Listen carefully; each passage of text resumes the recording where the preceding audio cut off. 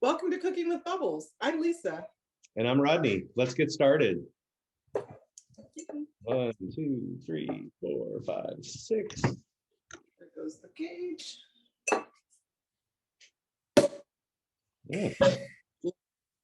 Love that sound. My glass nice and filled up here with some delicious bubbles. I'm almost cautious about not wanting to overfill it. Yeah. I'll put a little bit of cranberry in mine. Ooh, me too. It's pretty too on top of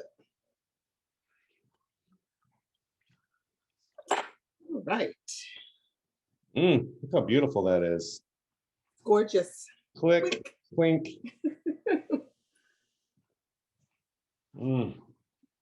So refreshing. Really, really good. It's amazing. Wow. Well, Lisa, here we are doing what we love doing. That's cooking together while drinking Prosecco. We would invite all of you who are watching to pour your own glass of bubbles, whatever that looks like for you, and enjoy the show. Also want to point out we're wearing our fancy Cooking with Bubbles aprons, and we will tell you later how you can get your very own. Sounds good. Well, you're in your kitchen, I'm in mine. This is still how we get to spend time together. And I'm excited to make this recipe with you today. But the nice thing is, it's going to create a little bit of a mess. And I will be there to clean up after you this time. So it's awesome. Oh, bummer. There's going to be a lot of dishes here. Yeah, there might be. So speaking of making a mess, what are we making today, Lisa? So today we are going to make chicken parmesan. And I have been making a version of this recipe for years. But from time to time, I come across a recipe that has like either a couple of different ingredients or some tips on ways to make it even better. So today I'm going to show you some of those tips as we get started. In the meantime, let's bring bubbles to that. So this recipe is loaded with ingredients. So I'm just going to turn my camera around so you can take a look. This recipe includes obviously chicken. I've got 4 boneless halves right here. I've already salted and peppered them, so they're ready to go in that respect. We're gonna have a couple of eggs that we're gonna be using for dredging. I forgot to panko salt. Huh? I forgot to salt and pepper. Salt yours? Oh yeah. I've got some Parmesan and panko that will be blended together to create my my crumbs for that. And I've got a little bit of flour that we're going to use, and I'll show you the trick on that. That's going to be kind of neat. I've got some pasta sauce. I've got some mozzarella. I've got some provolone. I've got some more parm that's going to go on top, and some fresh basil, and a little bit of olive oil. So those are the ingredients. Lots of stuff. We're going to use peanut oil today again, which is one of our favorite high heat kind of oils that really makes things fry up beautifully. Can I just tell you that I'm almost 51 years old and I just discovered peanut oil thanks to you. What an amazing No, it's excellent to use for something that's going to be fried. Yeah, and it's taste. So like I mentioned, go ahead. It's taste neutral. It doesn't add any taste to your food. That's what makes it amazing. Absolutely. Like I mentioned, to get us started, I've already got my chicken and I salt and peppered it on both sides. So I'm going to turn my camera around so you can see what I'm doing. Hopefully this will work a little bit better. Oh yeah. Right. And this is the little thing we're going to do too, is we're going to take our Parmesan cheese and the panko crumbs and mix those together. It'll make a really nice, flavorful crust for our Parmesan cheese, or for our chicken Parmesan. So we just get that together. So once we're done dredging it, it'll be nice and tasty. So now that that's kind of put together, I'm just going to put this to the side, and we'll use it here in a minute. So we cut the chicken breasts, right? We cut them lengthwise. Yes. So just made them thinner. Instead of being nice thick chicken breasts, they're thinner chicken breasts. And just the tip to make it clean up easier, because we did pound them, right? So we pound them to make them flatter, make them bigger, make them more tender. And to make that cleanup easier and to keep chicken juice from flying everywhere when you pound it, I hate chicken juice. Just put it inside a zip top bag when you pound it, and it keeps the chicken juice contained. Or you can use 2 pieces of plastic wrap or just something to keep it contained, so it makes cleanup easier and doesn't send chicken juice all over your kitchen. That's, excellent information on anything that makes cleanup easier. I'm all about that. Plus, it's definitely more hygienic to keep it in a bag or to cover it with plastic. Yeah. So here's the cool little trick that I saw online that I want to share with you. It involved just taking a lot less flour. I've only got like 2 tablespoons of flour in here. And I'm going to put some of it in my sifter, this little sifter here. And the cool thing about it is from here, we take it and just lightly dust our chicken. Oh, So wow. you're not having to do a lot of it, a lot of chicken, I mean, a lot of flour, but it just works so nice. That is I pretty. don't even know. Yeah, I don't know if I'll use the whole 2 tablespoons. We'll see. Oh, I will. I got Yeah. heavy-handed there. So we've got them on our little rack here. And I'm just going to take a fork and flip these over and do the other side. Yeah, just like I don't want chicken juice all over my kitchen, I don't want to touch it either if I can help it. Yeah, you don't need to, really. And that's the nice thing. You don't get club fingers from doing this.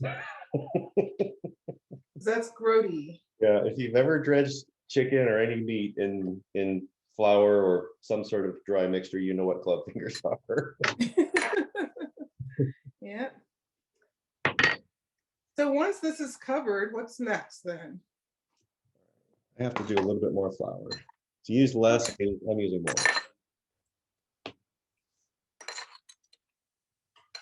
So the next thing we're going to do, we've already scrambled up our eggs, and we're going to now dip our chicken breasts into the egg mixture just to give them an egg coating.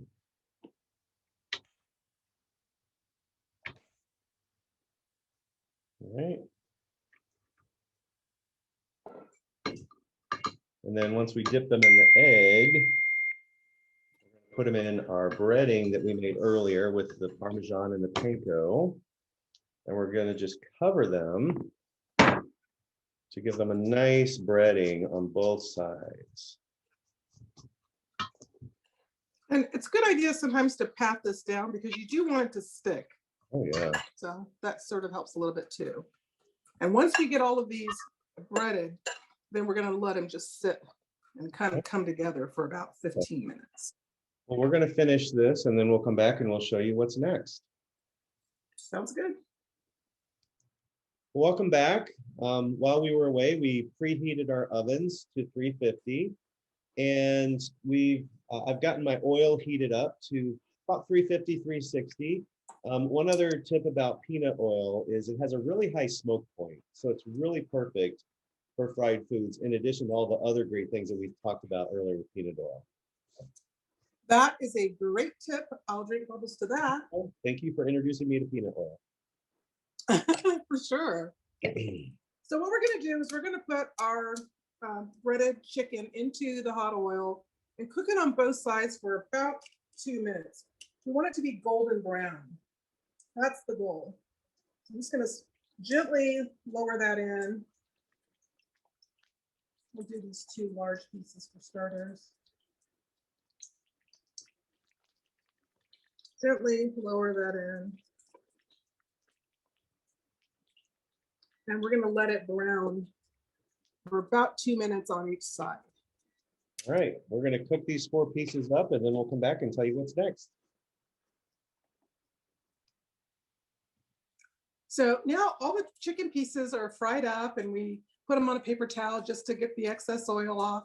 And now we put them in the baking dish and it's time to dress them up. So we're going to put some pasta sauce. It's a prepared pasta sauce. And the nice thing about this is you just don't put too much, just a little bit down the center of each piece. So we'll do this real quick and I'm get this done. It's about a half a cup. My chicken pieces were bigger than would fit in one, and I hadn't yet dirtied every dish in my kitchen. Okay. A second baking dish so that they weren't having, so that they could each lay flat. Exactly. Well, that makes sense. That's what I like to put them all in at the same time. So put down the pasta sauce. It doesn't matter what order you do this in. I'm going to put a little bit of provolone down next on each piece. We've got about a third of a cup, give or take. Actually, I really didn't measure it. I just did whatever I thought looked good. I didn't either. And then I got some Please, come on. shredded mozzarella. Put that down. And it's okay if it spills over to the bottom of your pan. It'll just make it a nice little cheesiness that you can scrape off later. There's nothing better. Well, I love burnt cheese, so yeah, that'll be mine. Yeah, okay. And then the last thing I'm putting on is some Parmesan cheese, shredded Parmesan. Well, in my household insisted on Parmesan and Romano blend, so that's what we're using. Nice, I like that. All right, so that's it then. You just put that in there like this, and we're gonna pop it in the oven for about 10 or 15 minutes. The idea is just to get the cheese to melt, and we'll check on it to make sure that the internal temperature of the chicken is about 165 also. Awesome. Well, welcome back. Take a look at this. This looks and smells amazing. And what a great, easy recipe. I've garnished mine with some more, because you can't have enough, Parmesan with some fresh basil, with some olive oil, and with a little bit more salt and pepper. And I'm ready to get to this because it looks and smells delicious. Yummy, that sounds really good. I put almost the same items on mine too. Let's give it a taste. I love the stretchiness of that cheese. Mm. Yum. Mm. Mm. And the basil just So gives good. a hint of fresh. Cheers, Lisa. We did well. It's absolutely delicious. The new thing for me on this one was adding the provolone. That's a nice little tip. Yeah, provolone is a really underrated cheese in my opinion. I love it. So good. Well, we'd like to thank our virtual audience for joining us today. Thank you so much for watching Cooking with Bubbles. Please remember to subscribe to our YouTube channel and become a bubbler at cookingwithbubbles.com. And then after you subscribe, click the little bell symbol that's to the right of the subscribe button so that you'll get alerts whenever we post new episodes. Also, remember to like us on Facebook at facebook.com/cookingwithbubbles. Yep. Facebook is where we post all of our recipes and all of the cooking pictures that we take along the way here as we're cooking. That sounds great. And we mentioned before, we tell you how to get your own Cooking with Bubbles apron. All you have to do is send us an email. They come in red, blue, black, or white. And also, if you have suggestions on recipes that you'd like to see us make on Cooking with Bubbles, we'd love to hear from you. Also, if you've made any of our recipes, send us the pictures. It'd be great to see those as well. So that takes care of it today. Our email address is cookingwithbubbles@yahoo.com. I'm Lisa. And I'm Rodney. See you next time. Bye.